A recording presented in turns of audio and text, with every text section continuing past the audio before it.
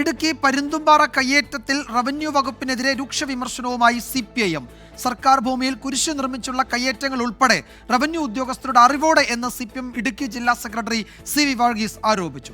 കയ്യേറ്റം സംരക്ഷിക്കാൻ മതചിഹ്നങ്ങൾ ഉപയോഗിക്കുന്നതിനെതിരെ മതശക്തികൾ നിലപാട് സ്വീകരിക്കണമെന്നും CV വർഗീസ് ആവശ്യപ്പെട്ടു. പരുന്തുംപാറയിലെ കയ്യേറ്റ ഭൂമിയിൽ കുരിശ് നിർമ്മിച്ചത് ഒറ്റ ദിവസം കൊണ്ടല്ല. കുരിശ് പൊളിച്ചു മാറ്റിയെങ്കിലും 20 അടിയുള്ള കുരിശ് നിർമ്മിച്ചത് CPI ഭരിക്കുന്ന റവന്യൂ വകുപ്പിലെ ഉദ്യോഗസ്ഥരുടെ അറിവോടെയെന്നാണ് CPIM വിമർശനം. ജനങ്ങളെ സർക്കാരിനെതിരാക്കി റവന്യൂ ഉദ്യോഗസ്ഥർ വൻകിട കയ്യേറ്റക്കാരെ സഹായിക്കുകയാണ്. ഇത്തരം ഉദ്യോഗസ്ഥർക്കെതിരെ നടപടിയെടുക്കണമെന്ന് CPIM ജില്ലാ സെക്രട്ടറി CV വർഗീസ്. അവിടെ നടന്നിട്ടുള്ള ഈ കയ്യേറ്റങ്ങൾക്ക് റവന്യൂ ഉദ്യോഗസ്ഥന്മാരുടെ പൂർണ്ണമായ പിന്തുണയും സഹായവും അഴിമതിക്കാരായ ഉദ്യോഗസ്ഥന്മാരുണ്ട്. ഇതിനെല്ലാം കുടപിടിക്കുന്ന റവന്യൂ ഉദ്യോഗസ്ഥന്മാരുണ്ട്. ആ റവന്യൂ ഉദ്യോഗസ്ഥന്മാരെ മുഴുവനും അന്വേഷണ വിധേയമായി നടപടി സ്വീകരിക്കണം എന്ന് തന്നെയാണ് ഞങ്ങളുടെ അഭിപ്രായം. പീരുമേട് താലൂക്കിലെ 5 സർവേ നമ്പറുകളിൽ ജില്ലാ കളക്ടർ നിരോധനാജ്ഞ പ്രഖ്യാപിച്ചിട്ടുണ്ട്.